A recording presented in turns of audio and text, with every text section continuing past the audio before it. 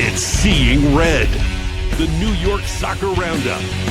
Since 2010, your weekly source for independent New York Red Bulls news and opinion. Now, from the Joe Goldstein studio, here's your host, Mark Fishkin. The Red Bulls 2025 home finale was a microcosm of the team's seasons, allowing a wonder goal to Cincinnati's Kevin Denkey, taking 16 shots, a double doink off the post, putting only 2 on target, and losing 1-0. New York has a merciful week off during yet another international break before they get to finish their season, a season unlike no other in the last 15 years at Columbus. Joining me this week is our friend Mike Battista. How are you, Mike? The emotions are already gone, so I can't really feel anything right now. All right. Tonight on Seeing Red, we'll look back at what Fan Day was all about. Briefly, though, is there a bowl of the week on a night that you lose 1-0 after you've already been eliminated? I don't know. We'll explore in depth. Lots of Red Bulls playing internationally this week. Interesting rumor about a homegrown player. We'll have a great chat with Brian Sciaretta of American Soccer Now and Soccer America about the USMNT. We have a pair of friendlies over the next 10 days. And the heart of this show for me is the expanded mailbag, because we got a lot of emails, a lot of sad end of season type emails. We encourage you to continue sending those, but nevertheless, let's get into it. Cincinnati's a really strong team on the road. This is their 11th road win of the year. I don't know if this team wants home field advantage in the playoffs. They are such a great road team.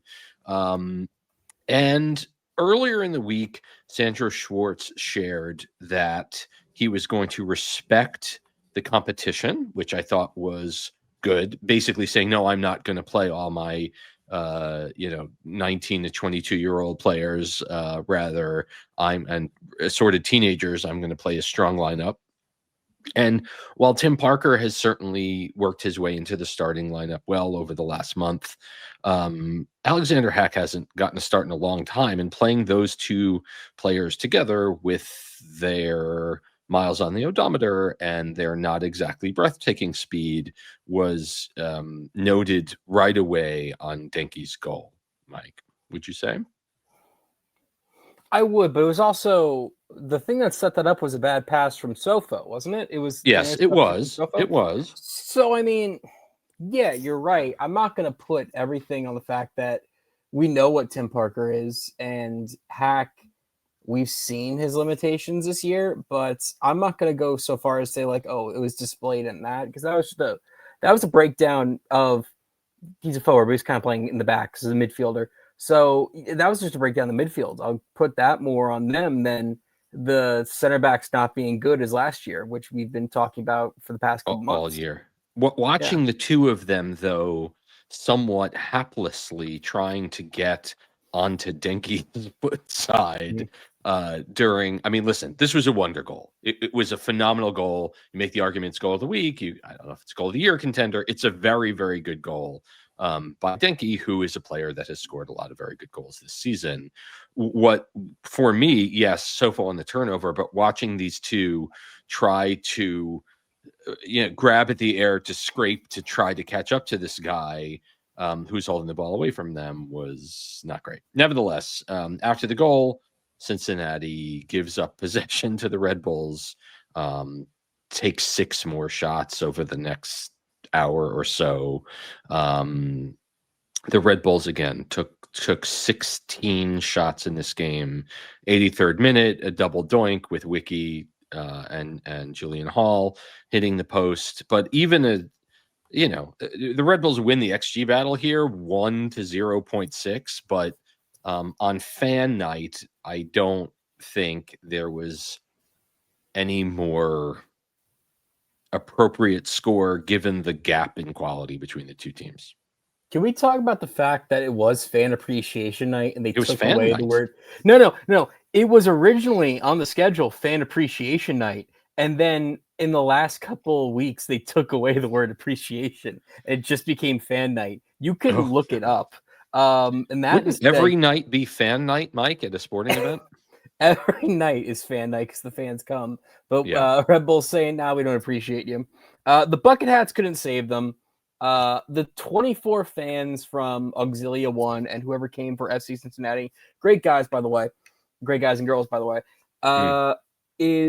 They sounded louder than the disenfranchised, dead inside Red Bull fans. And I count that for the South Ward too.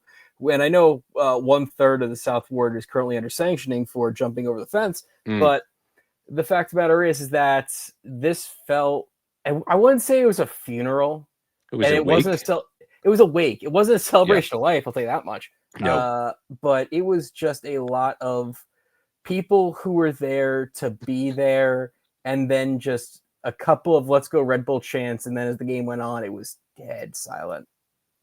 As the polar opposite of the previous home match, which was the Derby and was sold out and had a lot of import and was, frankly, one of the better atmospheres at a Red Bulls match in certainly the last season, playoff matches notwithstanding from last year. But it was, yes, sir. I was also say, you reminded me, the Red Bulls put out the official attendance for the FC Cincinnati game as 25,000. Like, they said that was a sellout. I'm just going to put that out there. Is there a bull of the night on a match where you lose 1-0 at home and you're already eliminated from the playoffs? Was there anyone that stood out to you? So I will give some credits to Julian Hall for just trying his best on that. I don't know what he could have done, because when did he come into the game? He came into the game half hour to play. 33. Half hour to play. Minutes. So 16-year-old, half hour to play, season lost. I will say I liked what I saw from him in that spot, because he kind of did what Sandro said they weren't going to do. He's like, I'm not playing my kids. And I know he's an established first team player at this point. Like, he's taken his licks, but he did his thing and he tried his best. And I did like, there were a couple plays where he was able to get around an FC Cincinnati defense that, yes, while very tired from a full game, still couldn't stop the 16-year-old. So good on him for that. If you don't want to call him bull of the night or bull of the match, whatever, but I'll give him props for it. Red Bulls outshoot Cincinnati 11-4 in the second half. And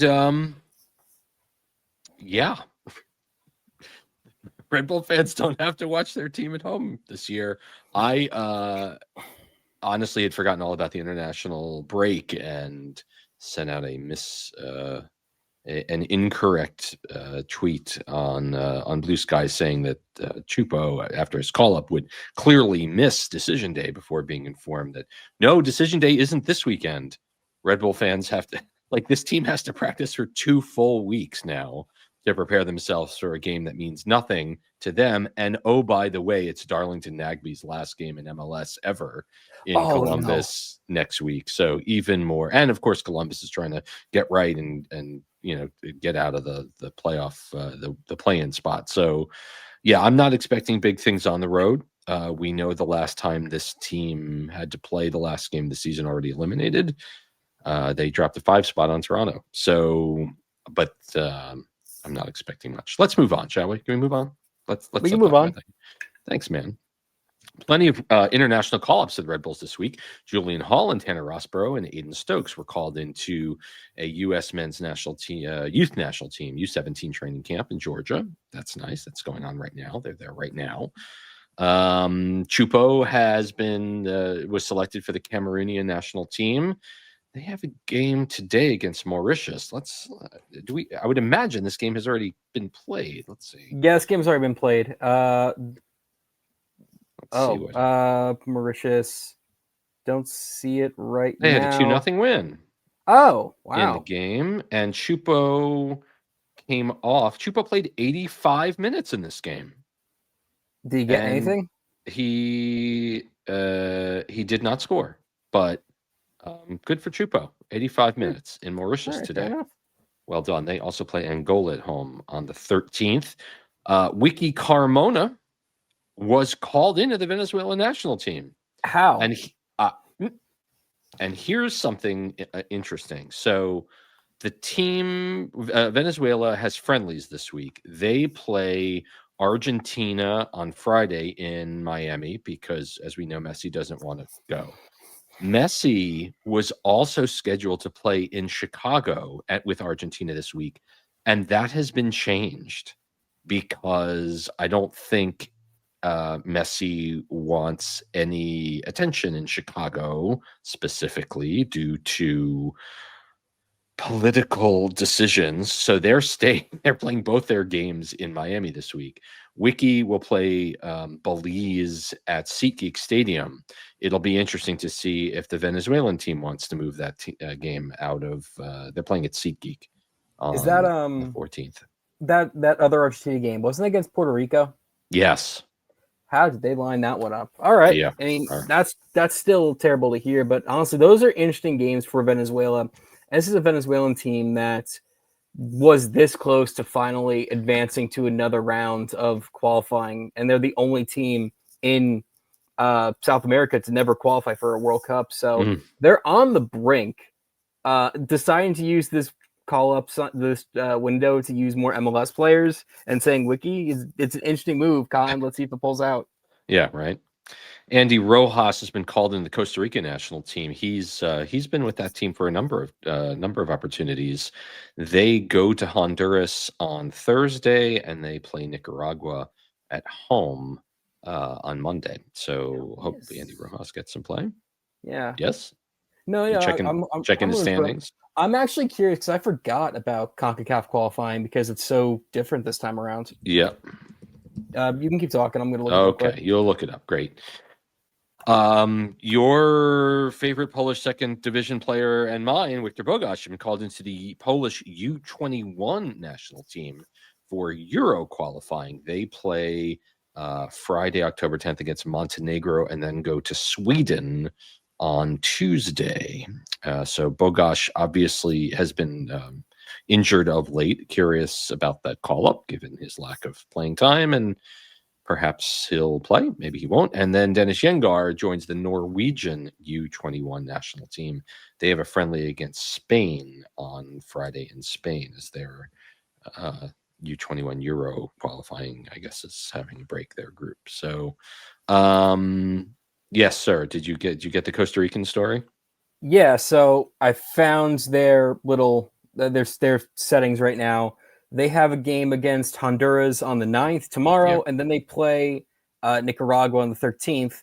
I'm kind of surprised to see Costa Rica is in second in their group right now. I know it just started, but they're 2 draws in, one against Nicaragua and one against Haiti. Wow. And yeah, right. And Haiti had a 3-3. Wow. That's not great. Maybe Rojas will make an impact there. So maybe. So that's your Red Bulls on the road if you are itching and aching. Also, Red Bull 2, important to note, won the Eastern Conference of MLS Next Pro. They're the top seed in that tournament. Those playoffs don't start this weekend, I don't believe. No, they always take a break off between the regular season and the playoffs. So they start next week. And the announcement of who Red Bull 2 plays will be tomorrow. I've heard rumors. This is to pick your opponent. Right? Yeah, so the top 4 teams get to pick their opponents against the bottom 8 teams. Red Bulls finished first, so they picked first. I feel like it's going to be chalk, and they pick Carolina Core, which is the independent team that I think Eddie Pope's team. Eddie Pope's team. So besides that, it's going to be interesting to see what happens because last year, FC Cincinnati 2 was the top seed in the East. They picked the worst team in the East and lost. Yeah. So you never know what's going to happen. All right. We'll be paying attention to Red Bulls too as they made the playoffs. Our friend Tom Bogert at SoccerWise announced that the Red Bulls may be shopping Daniel Edelman, which is, I mean, we trust Tom Bogert. I will tell you that I've definitely got the sense from Edelman and my limited exposure to him this year that I think he's a little frustrated. with the season for sure. He's certainly been a part of more successful seasons, as everyone has. And keep in mind, Edelman's only 22. He's played 117 times for the first team with 3 goals and 6 assists.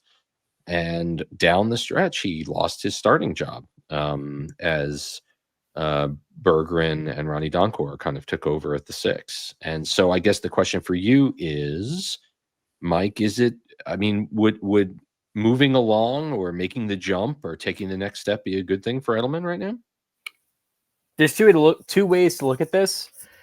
If he Just does two. Yeah, only two. Only two. There's only two.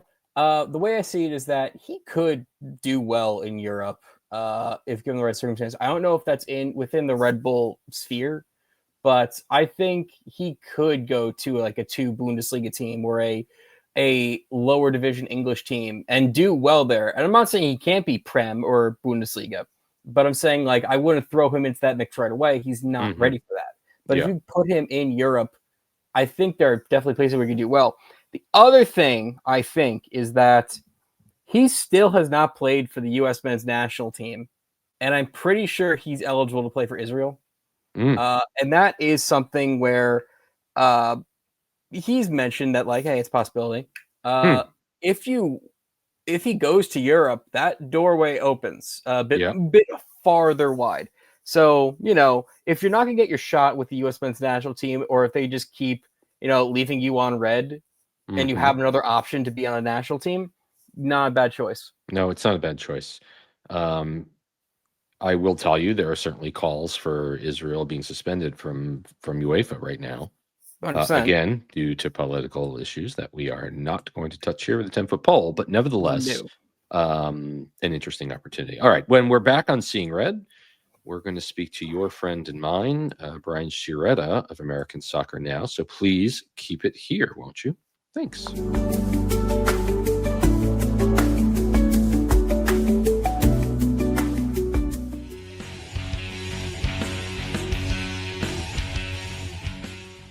Back on Seeing Red, the New York Soccer Roundup. Red Bulls mercifully off this week, as that season will come to an end on decision day. It's once again international FIFA dates, and with the World Cup 9 months away, yikes, a prudent time to bring back from American Soccer Now and contribute to Soccer America. That's Brian Sciaretta. How are you, Brian? Good morning, Mark. How are you? I'm good. Glad once again to talk USMNT. The last window was certainly a mixed bag against teams that are kind of in this band with the US, right? They're in this kind of 15 to 25 band, and I don't FIFA ranking, and I don't know if that's just how things have shaken out because of demands on travel and all that good stuff for Pochettino unable to get the great clubs of Europe to come over and play friendlies here. I know there's World Cup qualifying still going on, so that's obviously a big part of it as well. This is going to be as strong a U.S. roster for these games against Ecuador and Australia as we've seen in about 6 months. Who are the highlights for you on Pochettino's selections that we should be watching during this window? I'm hesitant to use the word highlights. I'm more or less saying question marks because, there's 2 guys that stand out to me because I don't know what to expect. Okay. Tanner Tessman and Weston McKennie. Center midfielders the U.S. team needs in those positions. 2 guys who are doing well for their clubs. Tanner more so than Weston, but still, more positives than negatives. Weston's worked his way back into the starting lineup. Tanner's starting every game for Lyon and impressing most times. But we haven't seen Weston hasn't been good for the U.S. team in 18 months, maybe. Very long time. Very long time. Yeah. Tanner really, they gave him a big start in the Nations League in March, and it didn't really work out for him. Not to say that he was the team's only problem, but there's a long list of players where their club form doesn't carry over to the national team. And Johnny Cardozo is another one. He's not on this team for roster because he's injured. Josh Sargent. So you got to start seeing more and more of these players start to see that form carry over. We saw some with Denkey last weekend, last window. Yep. But there needs to be more. So two guys I'm looking for really are Tessman and McKenny, and especially in the light of Tyler Adams not being on the team. Right, and Adams is about to have his second child with his wife, and I think it's safe to say, given the quality of his play with Bournemouth this year, I mean it's time. It's 9 months from now, and it's time to start writing these guys in pen, with the understanding, and maybe Pochettino doesn't really feel this way, but you have this window. Is there a November window? There is a also? November. There's no January camp, and then there's going to be just the November and March, and then cuts. And I can see they're playing Paraguay and Uruguay in the November window. One of those games will be in Philly, but I guess it just seems that when we envisioned what this journey would have been like, right? And we talked about this a little bit when you were on the show last time. This golden generation doesn't always seem to show up when the U.S. needs them to, and so Pochettino, kind of coming in a little bit as a neophyte to American soccer, has tried out a ton of people, right? I mean, you probably know the number here. I want to talk about the defense for a minute, because I'm looking at the players on this roster right now. I mean, Cameron Carter-Vickers has been kind of a fringe defender for the U.S., I feel like, his entire career. Are we real? There was a story on U.S. Soccer. Are we really going to be starting nearly 40-year-old Tim Ream in June at the World Cup? Good to see Anthony Robinson back. Miles Robinson, I think, has been up and down this year. From the defensive core, where do you see the strengths and where do you see the opportunities to kind of mix it up this window? Yeah, I mean, he's been going with the Richards Ream, and I think he's putting Ream out there, and he's waiting, and he wants to see someone overtake him. He doesn't want to just hand someone a job. That's a big thing with Pochettino, is I think he knew he was inheriting a broken team, and his diagnosis of the team is that so many players were automatic. They could go stink for their clubs for months and months and months. They'd walk in and nothing would ever change for this team. He wants these players to be scared and worried about their spot. So, and one of those things is okay, but Ream is showing up, still time and time again for the U.S. team. More good than bad. He shows his age sometimes. But okay, it's up to the Vickers or McKenzie's, or Miles Robinsons, or maybe Walker Zimmerman, and someone out there to take it from them. And the fact that he didn't even call in any of these players last window, it was just him, no Kai Banks, right? Just really Tristan kind of shows Blackman. that he wants these players to show up when they get to camp and really play like if they don't play well, it's off into the abyss with them. They might not return, like Josh Sargent. You don't want to be like Josh Sargent. He's a learning lesson. Yeah. So Vickers, maybe I have a feeling Pochettino knows Vickers very well from managing him at Tottenham all those years ago. And he sent him out on loan a bajillion times. So I don't know where that is, but anything's possible right now with this group, because God forbid if Chris Richards gets injured or Tim Ream starts struggling, you're looking at something. You're looking at a lot of uncertainty, and a lot of uncertainty that hasn't had a lot of game time either lately. Yeah. Again, thinking back to Klinsmann's time with the team, you can say a lot about his tactical acumen or lack thereof, but his team did. They sharpened against the top teams in the world as they were playing friendlies and preparing for stuff like this, right? Multiple trips to Europe, Germany, Italy, multiple times, England, France. Yeah. And again, this band of teams that the U.S. is playing, I mean, I would hope qualifying will obviously be complete soon, right? And the draw is coming up ahead of us in something like 8 weeks or something like that. And so I'm hoping that in the spring window, there'll be a real opportunity to play some of this top talent with a team that will be more solidified. I guess that's it. Because again, South Korea, Japan, Ecuador, Australia, sure. And while it's true that the results don't matter other than from a psychic level, right? Because you want to throw out a team that has success in the field and plays well together and gets the result and gives everyone a little shot in the arm of confidence. The times for figuring out who's going to be on this team are nearly done. Yeah, I think his goal is to have a wide enough player pool so that anyone he selects out of a group of, he said 60 last window. I think he'll narrow that down a little bit, but he won't say that. But he wants to have 40 players that are ready to go to the World Cup, and then so that he knows. Look, I think it's obvious Christian Pulisic's a starter, and yes.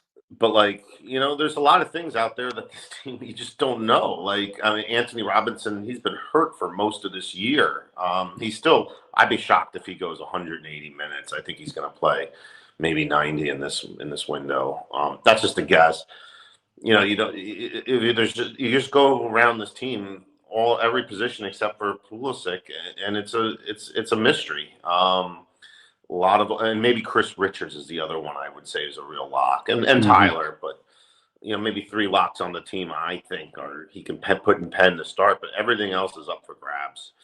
And let's talk about the forwards for a second. Sure. We've got Balogun, Tim Weah, Haji Wright, Zendejas, Patrick Aguimang, obviously Pulisic's there. Who are you looking to see get the majority of the minutes here? I mean, that's 6 players for 2 games. And with only one of them seemingly inked in here. Yeah, I mean, I think Weah and Zendejas are going to battle it out a little bit. Weah has a really good club resume, but Zendejas has played really great for Club America for some time. If he carries that momentum over, Weah's got to step it up. Forward is interesting in the center forward position. I think Sargent kind of fell behind now, and he had a tough time since the last window back at the club level. Yeah. Haji's scoring a lot of goals. He'll get some time too, but I think that's kind of a backup to Pulisic. And in center forward, look, I still think Pepe's return is looming. He left the last time he played with the team was in 2024, but he was really good. And I think that might be he might be starting at the World Cup. So there's still that whole thing looming. But Balogun really looked good last camp, and that's kind of played Sargent off the field a little bit. So there's a little bit more continuity at forward position. There's a little bit more. It's less certain than others, even at the wings. You kind of know at least within 2 people who are fighting with each other. A couple of starters. I like where this team stands up front, right? In terms of at least at least in terms of certainty and options. Turning our attention off the field for just a minute, and I know that on the field is where your strength lies.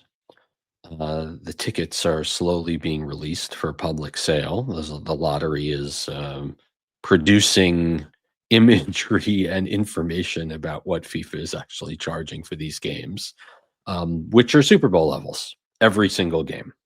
There's a mythical Group 4 price of tickets that I think are probably a little more reasonably priced, but they are quite the minority in American stadiums for these games. It's almost like finding a golden ticket to be able to buy a Group 4 ticket. I was offered tickets to a group stage match at MetLife for $460 for upper deck centers or something like that. Compounded with the FIFA resale exchange, where FIFA is taking 15% on the buy and on the sell. And so I guess I'll ask you, do you have thoughts on pricing early stage group matches of this tournament as if they were, Super Bowl 75, where you're literally talking about thousands of dollars to attend for a family of 4? Yeah, it's disappointing. It's you're not growing the game in the way that you want to be growing it. You want to have it be more affordable, because that's a backbone of this country. A backbone of like this is meant for affordability. Look, I understand what they're doing, and a lot of these tickets are going to people who travel. Now, look, when I've traveled to events, I've typically spent more because I know I'm already traveling there. I'm going to do that. Right. I'm going to splurge a little bit, Right. and that's okay. I usually don't have any problems doing it. But in terms of the host country, when you see this event coming here, and then they're catering it to those who are traveling, those who increase their budget to come to this, it's unfortunate, because it's just it's almost becoming like an out of town spectacle that's visiting here with all the fans, and it's not tapping into the local market. There should have been a more affordable route for locals and residents in the markets where the games are being played. So, it's disappointing, and I just don't. I think you're not. I mean, bringing one of those kids to a game is very inspirational to them. It's something that can inspire them to do something better. Like, someone will remember the rest of their life. And I remember that in '94. And the higher you charge it, the more unlikely it becomes. Yeah. I mean, I think most international club teams have known that the U.S. market is a cash register for much of the last 2.5 decades, with their summer barnstorming tours charging, I think, aggressive pricing. But I have not seen this level of. I mean, there are many reasons I'm rooting for this World Cup to be a success, and there are a handful of reasons why I'm rooting for this World Cup to not be a success. And I'm kind of hoping that, there's somewhat of a special situation akin to what they had last summer with the Club World Cup, where a week into the tournament, they kind of said, "Oh my God, no one's showing up for Auckland City versus Wydad at noon in Orlando. Maybe we should cut the prices a little bit and get some folks in the house." So it'll be interesting to see. And we'll close with this. And Brian, I appreciate your time. This window against Ecuador and Australia will be a success if they win and they score goals, and they play well. There's no rocket science behind this. The earlier in the cycle, there's all sorts of intangibles, but now it's got to be more defined, more crystallized, and look like a real team that other teams don't want to play against, and a team that looks like they can make a run at the World Cup. And another big thing that you can't measure is you want this team to start inspiring the American public. If this team doesn't have any lead into the World Cup where it's inspiring the public, it's just a massive lost opportunity, because they blew it at the Copa America. Sure, if they went to the semifinals or finals of the Copa America, everyone would be so jazzed right now about the World Cup. Now everyone's just kind of walking on eggshells. So, playing well, but inspiring the American public, because I think that's one of the big benefits of the World Cup would be to have an American team that everyone cares about. And you can only do that with winning. And showing you can, and getting people jazzed or excited about this World Cup. So that's kind of you can't measure that, but you know it when you see it. So I like that. I think the ticket sales in Denver for the Australia game are not illustrating that excitement currently. It hasn't been that way for a long time. I mean, I half-filled MLS stadiums for the U.S. team. The MLS teams are outdrawing the U.S. national team in their markets when they go on these tours most of the time. Crazy. It is crazy. And I mean, I think there was maybe 3,000 American fans at the South Korea game last month. I was in the box, but yeah, I mean, how many of them were there? I mean, but when you take out all the South Korean fans, maybe 3,000. Yeah, I mean, it was an amazing atmosphere for sure. Of course. But I mean, it was worse than Costa Rica for the qualifier. Brian, where can folks find you and read you? American Soccer Now, or Soccer America, and then over at all sorts of social media. So with usually my name as the handle, you'll know how to find me then. Awesome. We've got your email coming up after this short break, so keep it here. Thanks.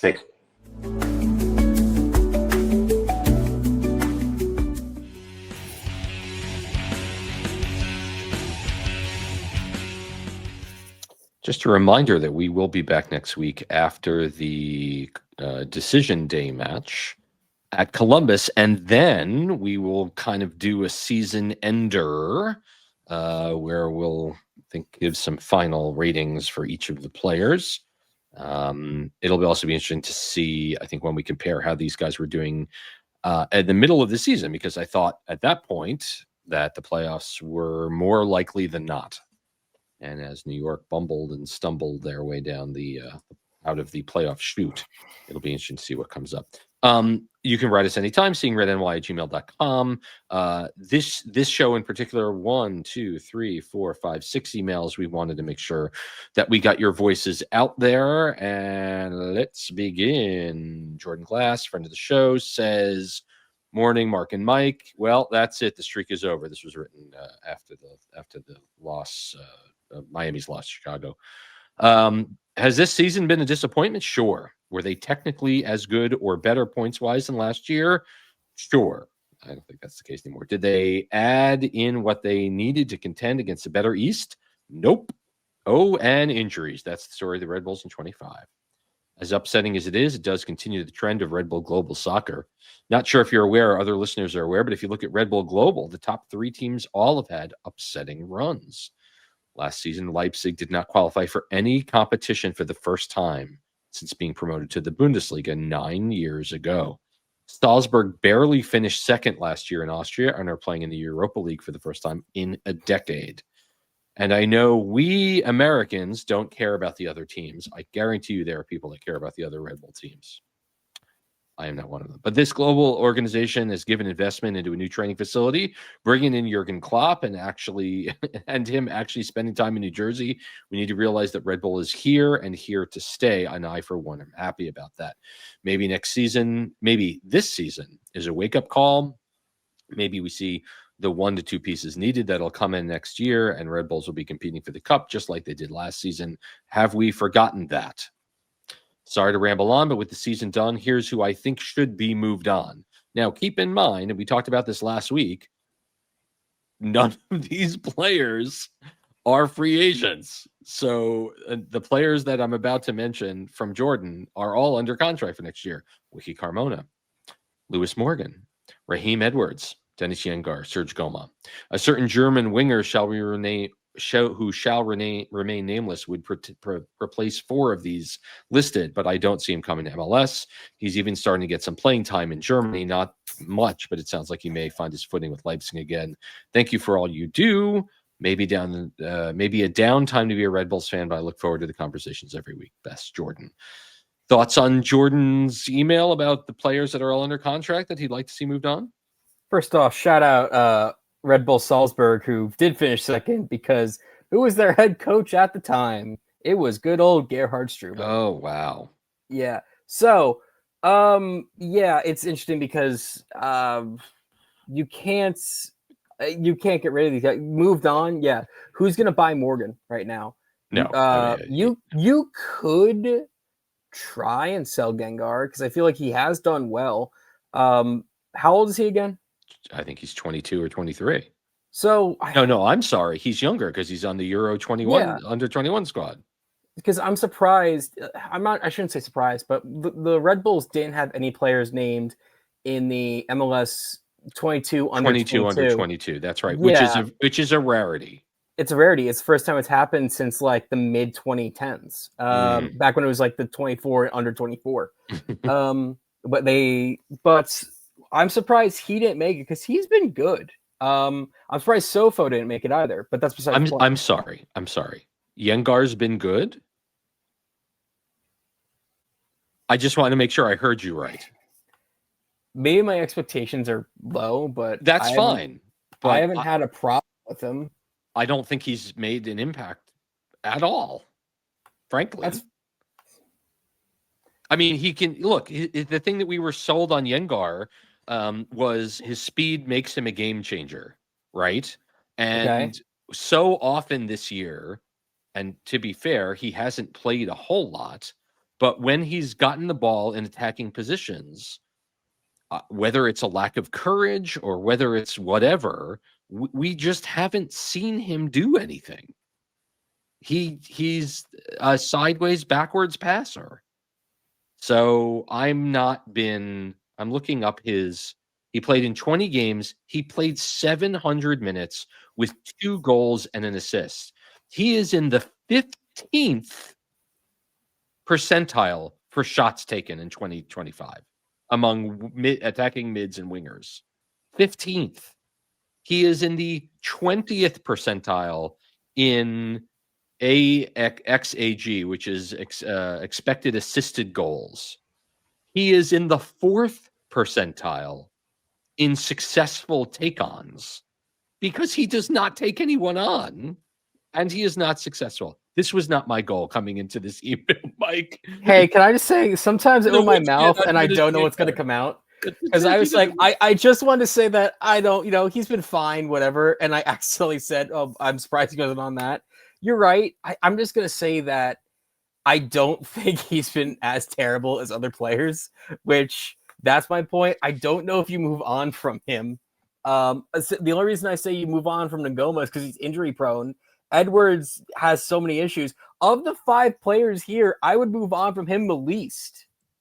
Because you see that there's upside potential. There's upside, yes. The ceiling is higher than Carmona, Morgan, Edwards, or Serge. The upside potential on him is way higher. And maybe that's me being a gambler, but I'd rather try that. That's completely acceptable. As we know, Wiki Carmona, 1,860 minutes this year with an XG of 1.7. Venezuelan national team player, Carmona. Oh, my Lord. Hey, thank you, Jordan, for your note. Here's Paul Fleck. Hey, guys, hope all is well. I'm sure you've heard the avalanche of opinions about the streak coming to an end. While I have my own thoughts pertaining to on-field performance, I want to send a slightly different note.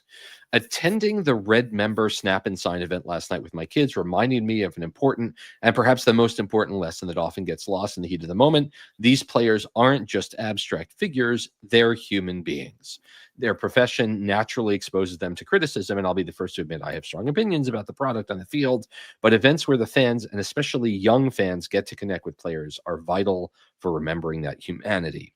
Scenes like what happened post-game after the derby with Raheem are to me simply unacceptable. Regardless of the details of what was said, acknowledge I have no insight into those details and what level the comments were.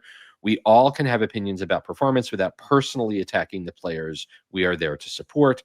I am as disappointed as anyone at the outcome of the season and fully support everyone's right to have and share their opinions. Still, here's to hoping we can express our criticisms while maintaining our humanity. Here's to next season and starting a new streak. Paul Fleck. I think that is a sentiment that the vast majority of Red Bull fans share. I will tell you, there is a segment of the fan base of all sports that believe I have paid for a ticket. If the performer does not perform, I am certainly in my right to voice my opinion vociferously and loudly. But yes, by and large, all of these players are lovely human beings.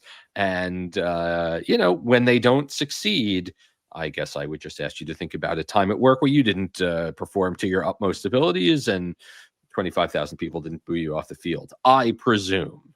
Mike, have you had that experience? Of getting yelled at my job? Yeah. Yes. No, listen. We could held up the not good enough banners and do that, and the line gets crossed where you think that the players do any more than just play on the field. It's kind of like us continuously asking questions of them or Sandro about why did you sign Timo Werner? Like, they don't know. Right. They don't know, and that's the thing. You just gotta treat these guys with respect. With respect. And remember, in the words of a very famous hockey player, it's only game. Why you have to be mad? There you go. Here's Zach Feldman, who you may know is the man providing our stats every week on Seeing Red. Good evening, Mark and Mike. I've been doing some research for my Instagram page. Shameless plug. That's RBNY Season is Zach's Instagram page. Check it out. On the last time the Red Bulls missed the playoffs and the transfer window that followed, and I've stumbled across some interesting finds. The last time the Red Bulls missed the playoffs, 20 players were brought in and 18 departed. Now, obviously, not all these players stayed long-term, and some were even traded away that same year, but I found it intriguing regardless. Chief among the arrivals were Thierry Henry and Dax McCarty, both of whom would obviously go on to become legends at the club.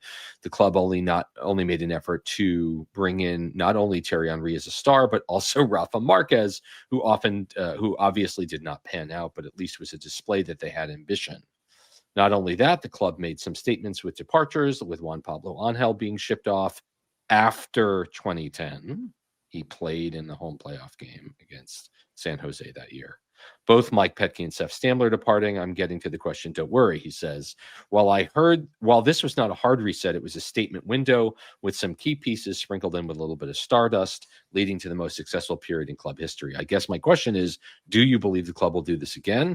Even if they don't bring in the sheer volume of players they did in 2010, they can still have a statement window. Who can be the 2025 version of Henry? It's evident that they need a window like this to be able to not only compete, but be one of the leaders in a very competitive East, as opposed to just being mediocre, even with a healthy Lewis Morgan and Cam Harper. Would love your thoughts, Zach. Keep in mind, Zach, 2010 was the year that Red Bull Arena opened, and the club needed to make a major splash along with the building opening in order to gain some interest in the brand new thing, a soccer-specific stadium in the market. Mike? Hey, no love for Joel Lindpair, who is also signed in that window. First goal scorer in Red Bull Arena history, and we drafted Tim Ream. Yes. That was a good time. Jeez. I'll say that weird. I don't think you can. The only thing we're opening now is the training center. So unless we draft a lot of kids, there's no real reason to splash that hard. And also, this organization did splash in the last offseason. They just splashed in the wrong way. They splashed in bringing 2 veteran pieces into this team for a lot of money. And they just lost a lot of pieces for various reasons. Now, we're not looking to lose many players this offseason. No. There's no contracts coming up. Anything that we lose is going to be sold or traded. And the word trade is a dirty word to the New York Red Bulls. So I only think we're selling to Europe. I don't know what we're going to bring in. I don't think we're bringing in that German. So I don't think we're going to have that big of a splash. Antoine Griezmann still looking for a home? Can we get Gutman back? Here are the players drafted in the 2010 Super Draft. Tim Ream was the 3rd draft pick of the Red Bulls that year. Tony Tchani, Austin Deleuze, USL hero, Tim Ream, nationally ranked Connor Chin, and Irving Garcia. These players are all near and dear to my heart, as that was our first year as a pod. But nevertheless, that was the year the team won the East that year. That's not only a good draft class, but just like every team or person they brought in, for the most part, like you could see a lot of reason why they brought them in. Yep. Thank you, sir. Here is Mark Nestor, who writes, I'd reached out earlier in the season to complain about Chupo and ML getting a lot of their goals via the spot versus the run of play. Remember that? Remember those days? I think it's fair that I retract that statement now, given how well they've both played, as they were the offense. Both Chupo and ML were Iron Men. Agreed. Combining to play more than 5,400 minutes, providing 27 goals and 15 assists. Considering their ages, it's tough to expect them to play almost 90 minutes a night, every night, just about, with a few exceptions. Not exactly a hot take, but with the offseason looming, I'm not holding my breath. But the front office really needs to consider finding more difference makers for this team to help shoulder the load. The Red Bulls reserve strikers and attacking mid-core, Carmona, Sofo, Yengar, Mike Batista's favorite player, Harper, Hall, Goma, Bogach, Morgan, and Mascara, combined to play 6,500 minutes with 13 goals and 7 assists. That's bad. Carmona is the worst culprit, playing close to 1,900 minutes. This is attacking mid, delivering only 1 goal and 3 assists, and had a yellow card. Well, central midfielder also contributed little to the attack, with those players combining for 1 goal and 8 assists. That group of Edelman, Strad, Carballo, Donkor, and Berggren, with more than 5,700 minutes. Injuries played a role, but unless you add difference makers to the roster, it is hard to imagine a few injuries and lack of offensive thrust in these spots, hindering the team once again. That's Mark in 124. Mark doing the good statistical check-in. That is seeing red worthy. That was I think that the problems were evident this year. I'm going to ask that I plead the fifth on this question because there are certain things I want to bring up on a later date about some of these players mentioned. Okay. So TBD. Yeah.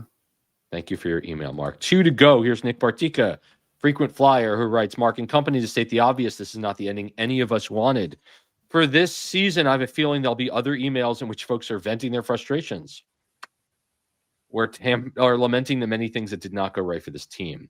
For variety, I'll share a few of my hopes for the coming season. 1, I hope that Sandro remains the manager. I think he's the right guy to lead the team. Seems to me he's done the best job he could with the squad and circumstances he's been given. Easy as it is in pro sports to blame the coach, I don't blame Sandro for the hand he was dealt. 2, I hope the team makes a decision about which of the 2 MLS-approved roster models they use, then push that model to the max. If it's 3 DPs and 322s, they need to get the 3rd DP signing right and consider moving on from Yengar.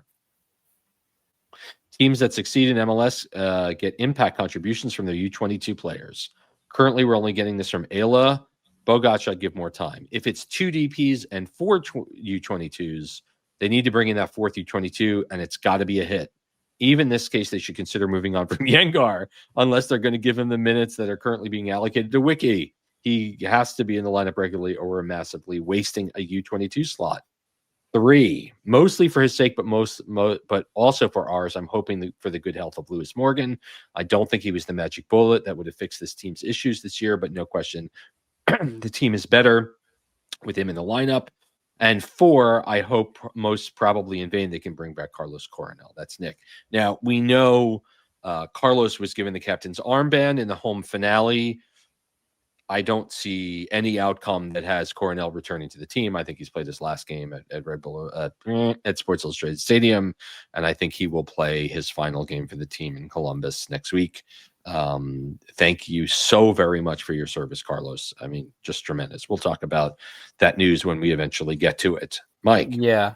So real quick, when he says this is not the ending any of us wanted for the season, that's not true. There are plenty of fans who wanted the playoff streak to end because they wanted to shake up. Even if you think that's a terrible way to live, there were plenty of fans who were honestly saying, we're living in mediocrity because we keep making the playoffs. It's time for us to lose. So that makes a really big assumption for the second half of that statement, which is, and so therefore they will make massive changes. And I don't see them, but yes. I don't see it either. And, all fair points. I don't think you can really blame this on, there's things that Sandro does that I don't like, but you can't blame him for the fact that he was given this roster. And you can't, and the whole thing about going with one model of roster, 100%. They're aiming for a 3rd DP. I don't know if that's going to happen, but if it's, if he stops answering the phone calls, just find a really good kid in your own system or from college. That's really it. If they start 2026 without the DP slots filled, either U22 or senior DP, I mean, no. Derek Sekula writes, Dear Seeing Red, well, the run is over as the memories of 2013 to 2018 fade, as the overall quality in the squad is depleted, as the team gets worse to watch. I find myself struggling for ways to feel connected to the club. Do you think it's possible they'll change communication strategies? In a recent interview, you mentioned that Jochen Schneider is frequently available in Montclair. To be clear, I said that he attends those games. That does not mean that he is, quote unquote, available. Let's just be clear. For those of us on the New York side of the river, that isn't very helpful. Might the team force him in front of a microphone more often to explain himself? There's nothing I can say to that. Okay. I can't believe he's been here since 2022 and we've barely heard from this man. I can't help but think that David Stearns meets the media during every homestand, even in a slow train wreck that was the Mets 2025 season. On precedent, we know that men in these positions for the Red Bulls since Ali Curtis generally do not care about keeping fans informed. I will probably email Marc de Grandpré at some point this offseason and would encourage other listeners to do the same. But curious if you have any other thoughts or suggestions on the matter. Thanks for doing what you do, Derek. And thank you, Derek, for your note. And that's our last email. You want to touch this? I've got thoughts. Yeah, so I actually had a discussion with a couple people back before the whole incident of Jokin avoiding the media and then going on Rebel Radio. I had a discussion with somebody about people that their GM, let's just call it GM, because that's kind of what he is. That's what he is. Yeah. So the GM position in MLS, there is a good chunk of those people who do make themselves available for media. Brad Sims over in NYCFC, he's like not a GM, but he kind of has that position. He is available quite frequently. Seattle Sounders, Atlanta United, LA These Galaxy. Are teams.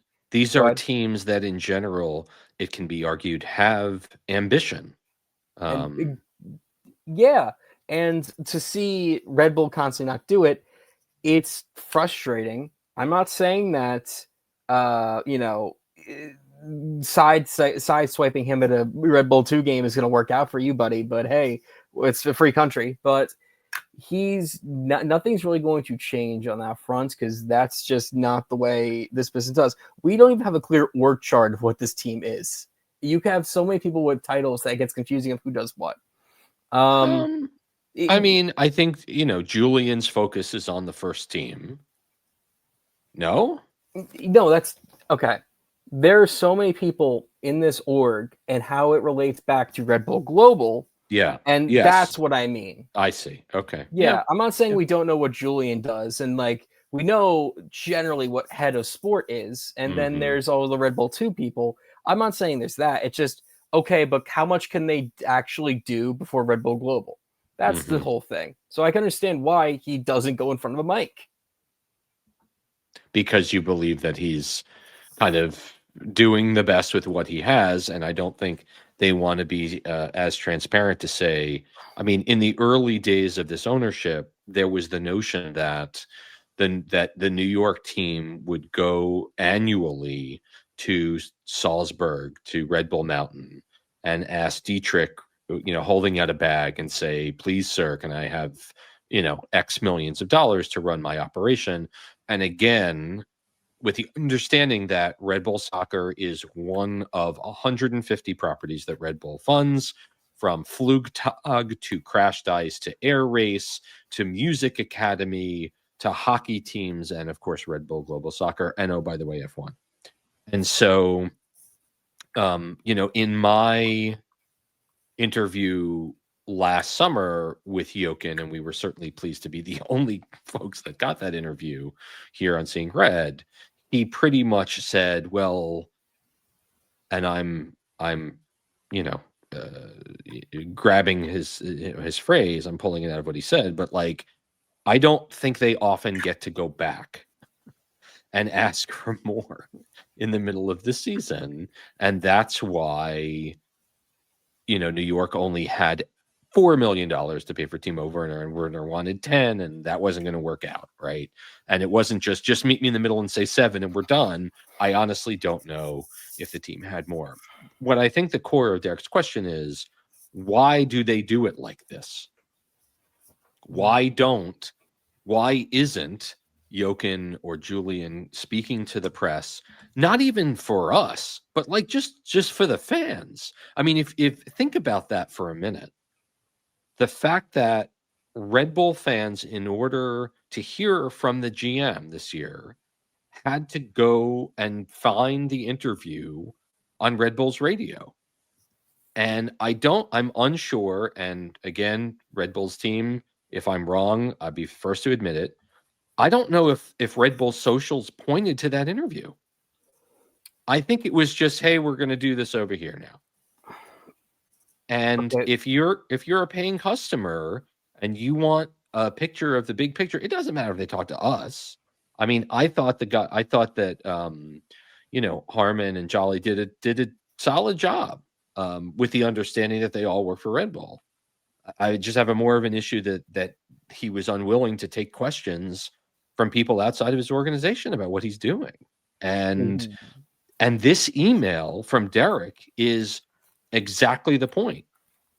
If you're a paying customer, you just kind of want to hear what the plan is more than media day and after the summer window. You want to be up to date and aware, and it's just not in the culture of the club right now. What do they gain from putting him in front of the mic? They gain a closer relationship to the fans, or you know what? Have him appear at a Red Bulls member event, kickoff event, where at the very least your season ticket holders get to have interaction with him, whether it's one-on-one or in front of the group. I mean, the idea, I'm kind of surprised that no one's called for a town hall right after missing the playoffs. I think it would be, again, in the similar vein when fans have called for town halls. And the question, as you rightly say, Mike, is what does the team gain from that?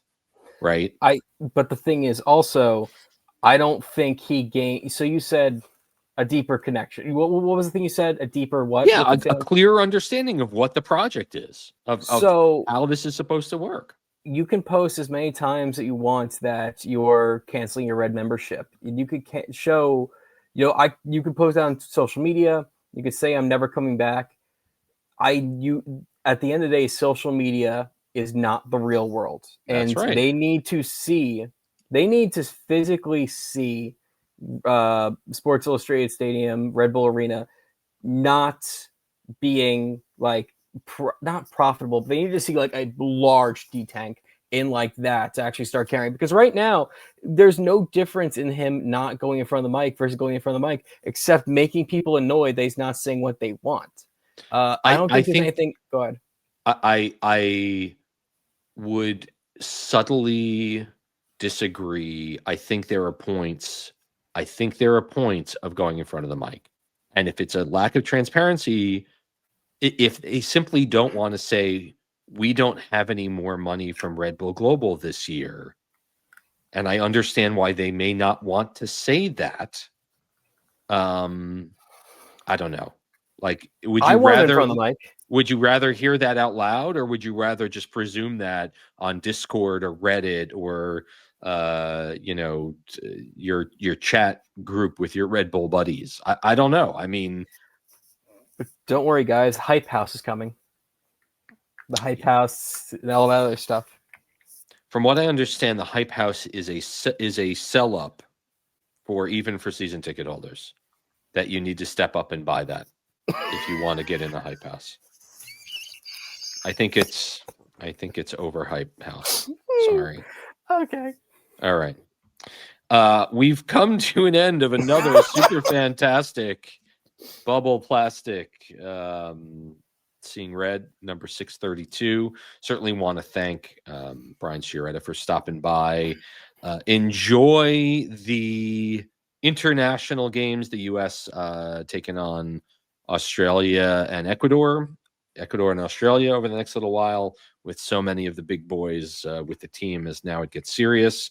And we hope that you've saved enough in your layaway fund to pay for your World Cup tickets, and that you've won the lottery there. So, Mike, any closing shots? Go to Open Cup qualifying this weekend. Yes. There's plenty of locals playing. You can go see FC Monmouth down in Red Bank, or you can go see Vistula Garfield versus Ironbound over in Garfield. Or if you're in Okay. New York City, there's like 6 games, dude. It's awesome. Yeah. Put your time and effort into those games. Those are fun. Yeah, and stay dry because it's going to be a wet weekend. Oh, no. He's Mike. I'm Mark. Thanks for watching Seeing Red. Good night, everyone. Be well.